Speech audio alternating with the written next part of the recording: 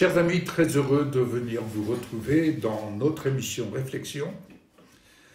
Aujourd'hui, nous allons aborder une réflexion sur une même plante avec lui, à savoir Jésus-Christ glorifié. En effet, si nous sommes devenus une même plante avec lui par la conformité à sa mort, il va de soi que nous le serons aussi par la conformité à sa résurrection. Sachant que notre vieil homme, notre nature pécheresse, a été crucifié avec lui, puisque nous étions séparés de la gloire de Dieu. Et ceci afin que le corps du péché fût détruit par la crucifixion, pour que nous ne soyons plus esclaves du péché. En effet, celui qui est mort est libre du péché. C'est ce que l'apôtre Paul nous explique dans Romains 6, versets 5 à 7. Alors, que veut dire une même plante avec lui? C'est tout simplement devenir semblable à l'image de Jésus-Christ. Comment est-il désormais? Comment le voyons-nous? Il a triomphé de la mort, il est ressuscité, il a reçu de Dieu le Père honneur et gloire.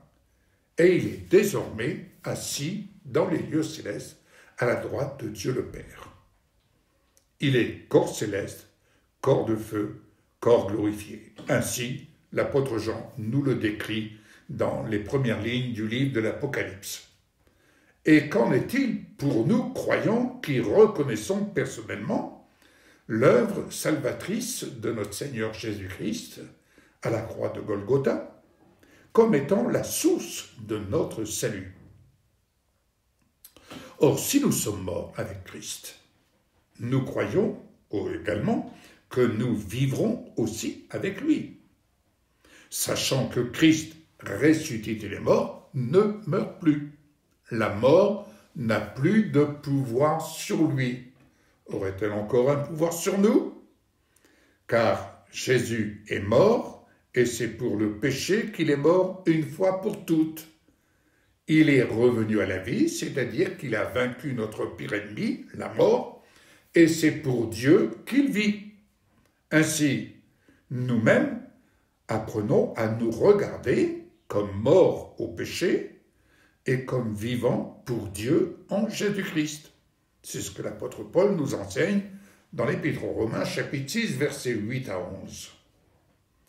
Alors, comment se regarder comme morts au péché et comme vivants pour Dieu en Jésus-Christ? Notre engagement en acceptant la nouvelle alliance que Dieu nous offre de vivre dès à présent, son salut personnel, en nous établissant au moyen de la foi et par la grâce de Dieu dans l'exaucement du tout accompli en Jésus-Christ. C'est ce que Jésus a dit dans ces derniers moments. Tout est accompli. Que pouvons-nous rajouter à la justice de Dieu, la perfection dans l'œuvre de Jésus-Christ? Nous nous engageons à le suivre pour apprendre à vivre et devenir une même plante avec lui. C'est là, en tout cas, le but que Dieu nous donne. Comment? En étant immergé, c'est-à-dire baptisé, esprit, âme et corps. Oui, le corps est intégré dans la nature glorieuse de Jésus-Christ et Jésus-Christ ressuscité, glorifié. C'est-à-dire immergé dans sa nature de feu. Ainsi, devenir une même plante avec lui, à son image, en vue de vivre une réelle transformation, métamorphose de tout notre être, à savoir esprit, âme et corps. Ce qui implique vivre une communion vivante, réelle, concrète avec Jésus-Christ, corps glorifié. Nous ne vivons plus pour nous-mêmes, mais nous vivons pour Dieu en Jésus-Christ, son roi de gloire, notre roi de gloire.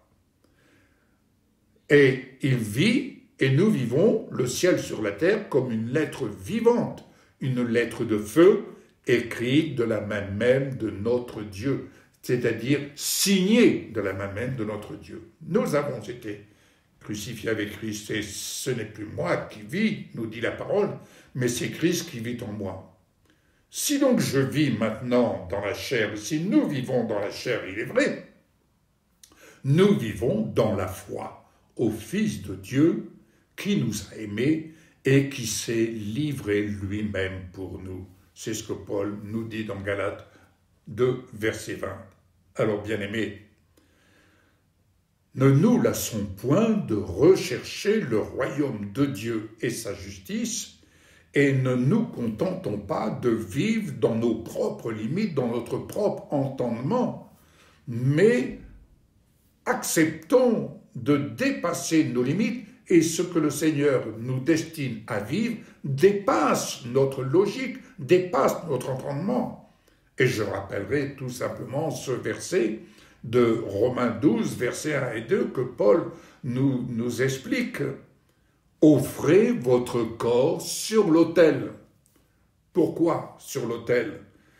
Sur l'autel, c'est là que notre corps soit consumé par le feu de Dieu, mais pas le feu destructeur, comme nous pourrions l'imaginer, ce feu qui nous transforme pleinement, esprit, âme et corps.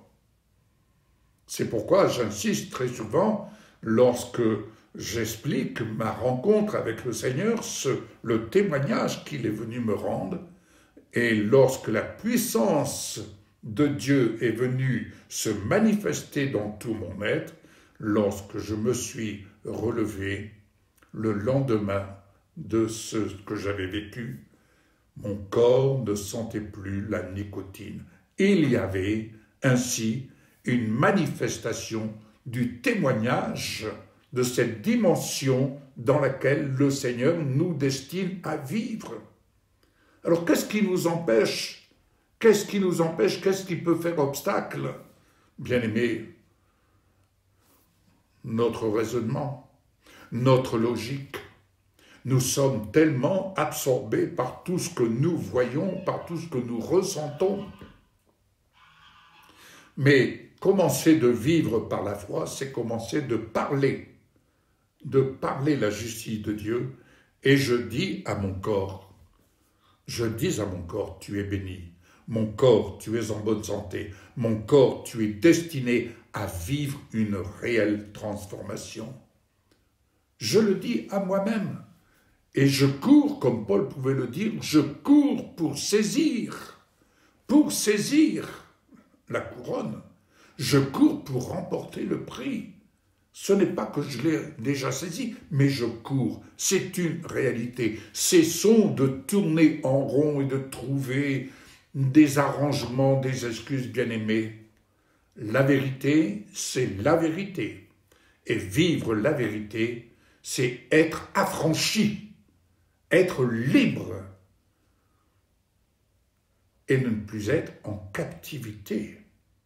Combien de chrétiens ne réalisent pas qu'ils sont encore en captivité?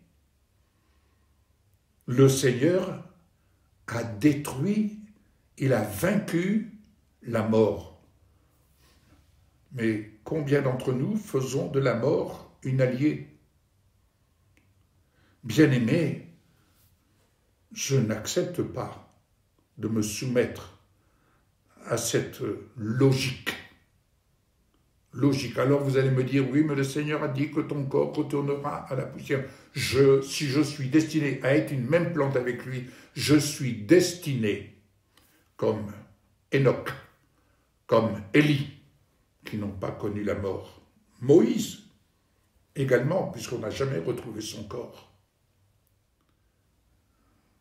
D'ailleurs, Élie et Moïse n'étaient-ils pas au rendez-vous avec Jésus sur la montagne et les disciples ne l'ont-ils point vu?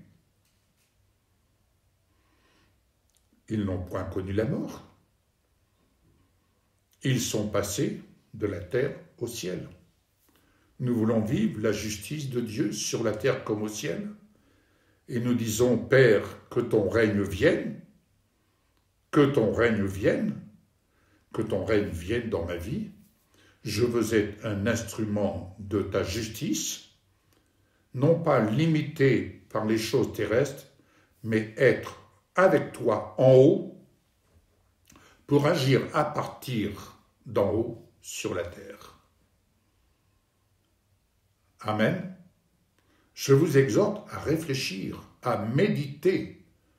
Oh, je sais que ce genre de réflexion peut heurter votre conscience, votre réflexion, votre analyse, comme j'ai été moi-même heurté. Mais c'est une réalité. C'est une réalité. Le Seigneur Jésus a dit, « Là où je suis, Père, je veux que ce que tu m'as donné soit aussi avec moi. » Alors vous me direz, « Ah oui, mais ça c'est pour quand nous allons quitter cette terre. » Autrement dit, c'est quand nous allons mourir. Mais le travail qui est à faire sur cette terre, comment allons-nous continuer à le faire? Ayons l'humilité de regarder les circonstances. Alors vous allez me dire, ça et là, on voit la puissance de Dieu. Oui, on voit ça et là la puissance de Dieu. Mais le Seigneur a beaucoup plus pour nous. Et si nous devenons une même plante avec lui, ça veut dire que nous devenons de la même nature. Et comme Jésus l'a dit lui-même, nous ferons de plus grandes œuvres qu'il en a fait. Amen. Alors réfléchissons, ayons l'humilité de nous poser les bonnes questions et courons dans cette carrière qui nous est ouverte et que nous puissions accéder à la salle du trône pour ce faire. Père, je te prie que nous soyons immergés réellement dans la nature de Jésus, comme l'apôtre Jean a pu l'être sur l'île de Patmos lorsque tu es venu te révéler et nous livrer, nous écrire les dernières instructions lorsque tu lui as dit « Écris ce que tu as vu et entendu ». Et ainsi, tu as écrit les 7 lettres adressées aux 7 églises. Merci Seigneur, nous entendons, nous recevons, et c'est pourquoi, Seigneur, et c'est pour cela que nous espérons et marchons par la foi sur ton conseil. Au nom de Jésus. Amen.